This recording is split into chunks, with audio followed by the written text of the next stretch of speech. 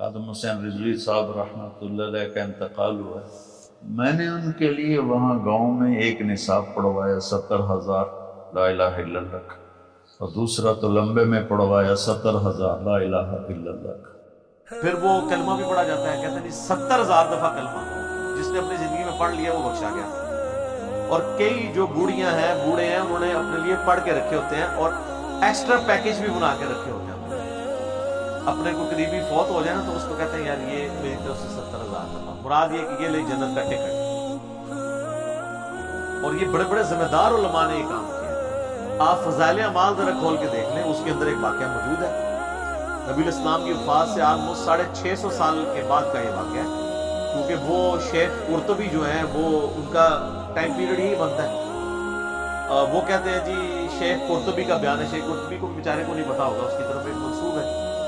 شیخ زکریا کاندھلی فضائل اعمال میں لکھتے ہیں کہ انہوں نے نا وہ ایک ایسے نوجوان سے ملے کہ جسے کشف ہو جایا کرتا تھا کہ کون جنت میں ہے اور کون جہنم میں ہے۔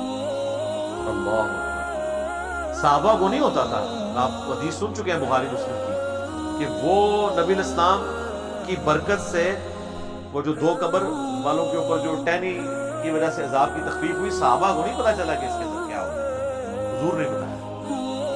بلکہ مسلم شریف میں تو الفاظ ہیں آگے کہ میں نے ارادہ کیا کہ میں اللہ سے دعا کروں کہ تمہیں عذاب قبر سنوا، لیکن پھر مجھے ڈر ہوا کہ تم اپنے مردوں کو دفنانا چھوڑ دو۔ تو صحابہ نے تو سنا بھی نہیں، دیکھنا تو بڑی دور کی بات ہے۔ بخاری اور مسلم دونوں میں حدیث ہے، ایک مدعم نامی غلام تھا حضور کا، جو آپ کی سواری کا کجاوا کسا کرتا تھا۔ غزوہ خیبر کے موقع پر ایک نامعلوم تیر لگا اور وہ شہید ہو گیا۔ صحابہ نے کہا یہ تو سیدھا جنتی ہے، حضور کا خدمت گزار ہے، ظاہر ہے جی ہم بھی ہوتے ہی کہ آپ فرمایا تم جنت کی بشارت دے رہے ہو؟ اس نے مال غنیمت سے ایک چادر چوری کی تھی، اللہ نے مجھے دکھایا، وہ آگ کی بنا کے اس پہ ڈال دی۔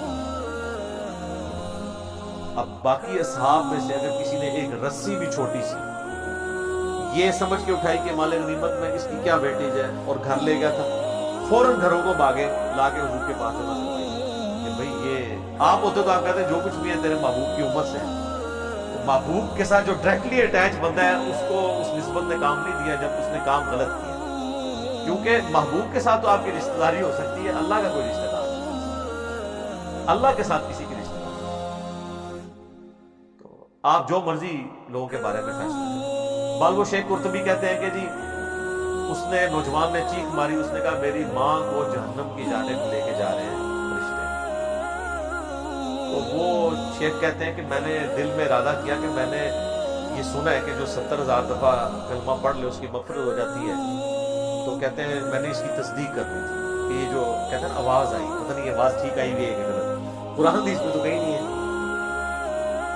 تو کہتے ہیں میں نے دل ہی دل میں نا وہ 70,000 دفعہ کلمہ پڑھا ہوا TCS کروا دیا کوریئر سروس کے تھرو، اور دل میں نے نیت کی کہ میں اس کی ماں کو بخشتا ہوں۔ کہتے ہیں تھوڑی دیر بعد وہ نوجوان مسکرانا شروع ہو گیا کہ وہ 70,000 دفعہ کلمہ سے پہنچ گیا، اس کی وجہ سے اس کے لیے جنت کا فیصلہ ہو۔ اور شیخ فرماتے ہیں مجھے اس واقعے سے 2 چیزوں کی تصدیق ہوگی، ایک تو یہ تصدیق ہوگی کہ یہ صاحب کشف جو ہے یہ صحیح ہے، واقعی اس نے دیکھا ہے، یعنی وہ جہنم سے جنت کا فیصلہ ہوا ہے۔ دوسرا مجھے یہ بھی تصدیق ہوگی کہ 70,000 دفعہ کلمہ اگر کسی کو TCS کروا دیا جائے ارجنٹ میل سروس کے تھرو تو اس کی وجہ سے اس کی مغفرت ہو جائے۔ یہ ان کا معیار ہے چیزوں کو چیک کرنے کا، کہانیاں بنانے کا، ان میں رنگ بھرنے کا۔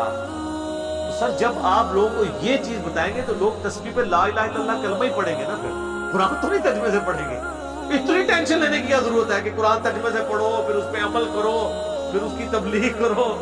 اس کی بجائے چپ کر کے 70,000 دفعہ کلمہ پڑھ لو، دیٹس آل، اور آپ پڑھ لو اور سب کی طرف سے ایک دفعہ پڑھ لو، تو عاشقی کی زندگی گزارو۔